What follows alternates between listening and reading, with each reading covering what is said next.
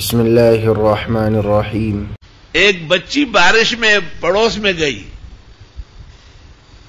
اس پڑوس میں کہیں ٹینک کھولا تھا، اس میں گر گئی اور مر گئی۔ استفتاء دارالفتاء میں آیا، تمام مفتیان کی شلواریں گیلی ہو گئی تھی، جزیہ نے ملائی کی، جزیہ نے ملائی۔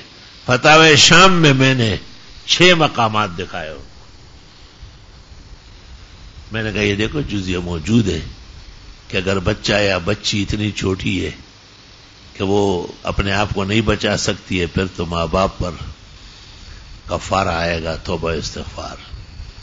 اور اگر وہ ایسا نہیں ہے، اپنے آپ کو بچا سکتا تھا، تو ترس توبہ استغفار ہے، مزید کفارہ تو صیام نہیں ہے۔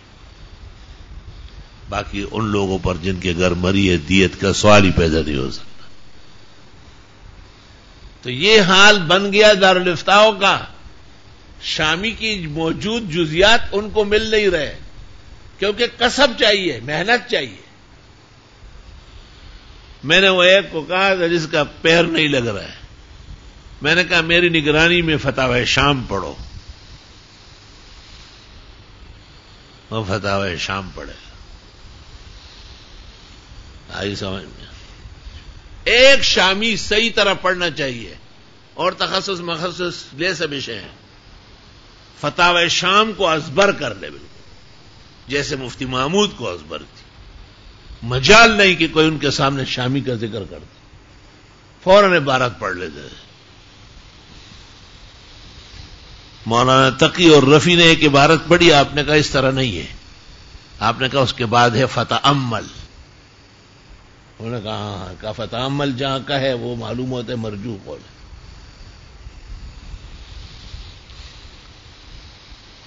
تو میں نے کئی مرتبہ صرف اس ایک کو نہیں کہا وہ غریب کیا اپنے آپ سے بے خبر، سارا دن سوتا ہے۔ اور اصولی طور پر اس لڑکے نے کبھی زندگی میں پڑھا ہی نہیں ہے، اس نے اپنے پڑھن کو اپنا تابع کیا، یاد رکھنا۔ وہ آدمی کبھی ترقی نہیں کرے گا۔ رات بھر میں بھی جاگتا ہوں، بیمار ہوں، میرے ساتھ ہوتا ہے، صبح میں فجر پڑھا کر کے ترمذی میں آ جاتا ہوں، وہ کمرے میں جا کے سو جاتا ہے، ڈالا ہوا دے ممان شامی میں مڑا رخشا تاتا گورو شامی تو پاکستانی نہیں میرے شامی بلا سو ہے۔ یعنی ہم تو اپنا حسن ظن رکھتے ہیں، کوشش کرتے ہیں کہ اللہ ان کو اچھے علماء بنائے، لیکن یہ ایسے پلیت مٹی سے نکلے ہیں کہ مجال نہیں ہے کہ یہ لوگ اچھے ہو جائیں۔ ایک شعر سن لو تو میرا غصہ بھی ختم ہو جائے گا، آپ کا سبق بھی پورا ہو جائے گا۔ گوہر پاک بباید کے شود قابل فیض، پاک گوہر چاہیے کہ فیض حاصل کرے۔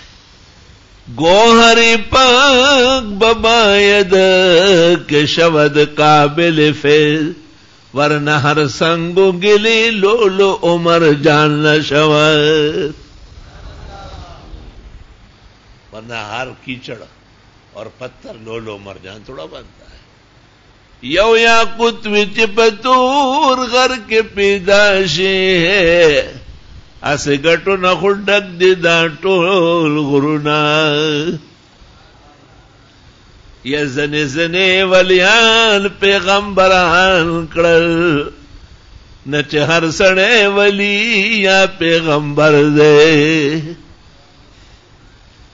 یو بادشاہ وچ لخکر ور پسی درومی، نچ ہر سڑی پسی گنی لخکر دے۔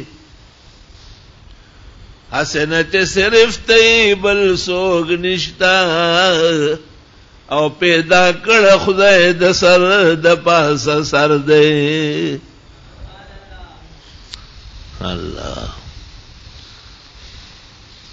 تو مقصود کسی ایک فرد کی مذمت نہیں ہے، یہ فضا ہے، یہ معاشرہ ہے۔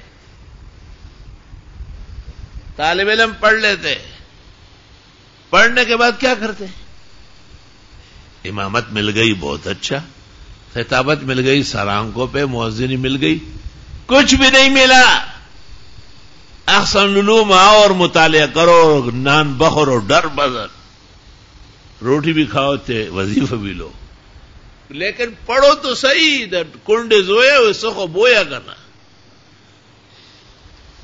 پا کالج پا یونیورسٹی بانے اسلام آبادی کی.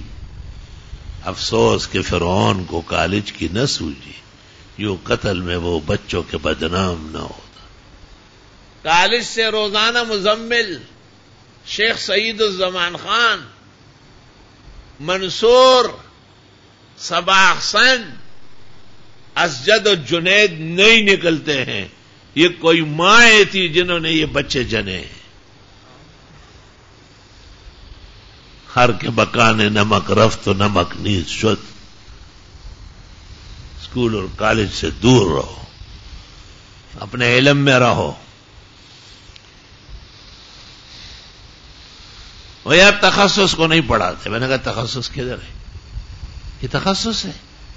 یہ تو کانٹینوسس ہے، یہ تو اخباروسس ہے.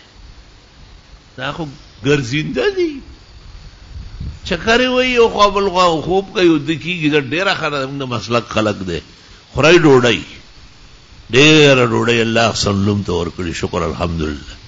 لیکن کام کرنا غیرتی آدمی کا کام ہے، ہر ایک کا کام نہیں ہے.